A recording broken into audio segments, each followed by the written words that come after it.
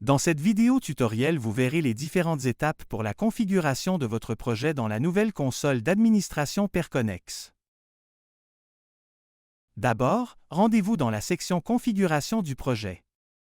Une nouvelle page s'ouvrira et vous aurez accès à 4 onglets différents.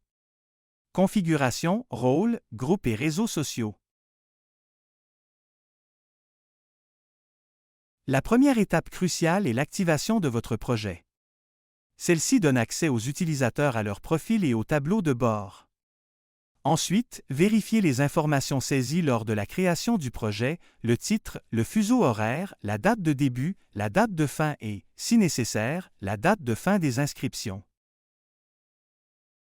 Si votre projet est bilingue, activez l'option en cochant la case correspondante. Saisissez l'adresse courriel de support de votre organisation. Si vous utilisez votre propre compte Stripe pour les paiements, assurez-vous de l'ajouter dans la section Administration de votre projet au préalable. Pour faciliter l'utilisation de la plateforme par les personnes ayant un handicap ou une limitation physique, activez l'option d'accessibilité. Pour archiver le projet, activez simplement l'option « Archiver le projet ». Utilisez cette fonction lorsque votre projet est terminé et que vous souhaitez accéder uniquement au projet actif. Ensuite, sous l'onglet « Rôle », la gestion des rôles des utilisateurs sera accessible. Un rôle définit les différents types de participants.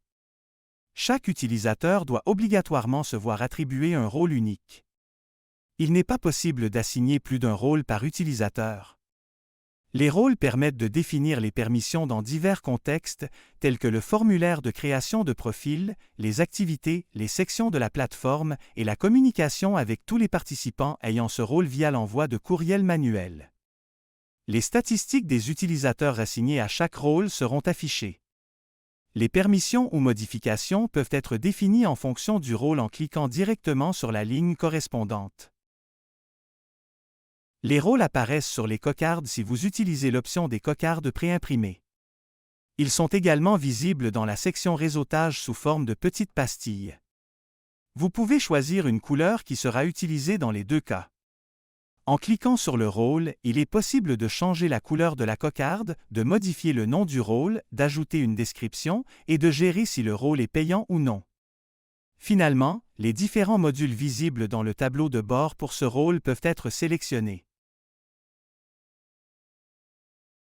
La description du rôle sera seulement visible par les administrateurs de la console et non les participants.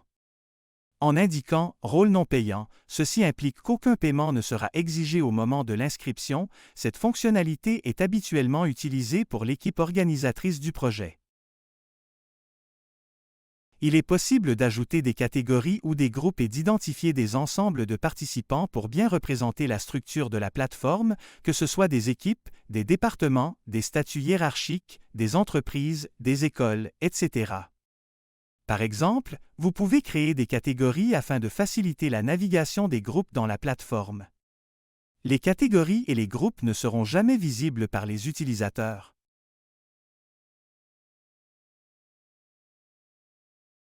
Un utilisateur peut appartenir à plusieurs groupes, lesquels peuvent être affichés dans les rapports.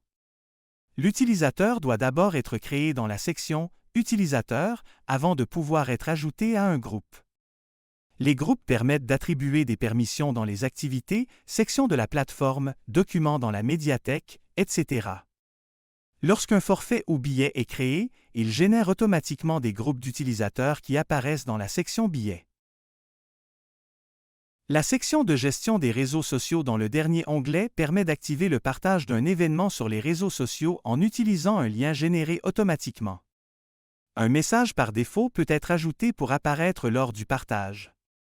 Cependant, il est déconseillé d'utiliser cette fonction si l'événement cible une clientèle spécifique plutôt qu'un large public. Voilà! Votre configuration initiale du projet est maintenant terminée. Il ne vous reste qu'à le configurer selon vos besoins. Un tutoriel pour mieux comprendre la gestion des rôles et leurs utilités est disponible parmi les ressources proposées.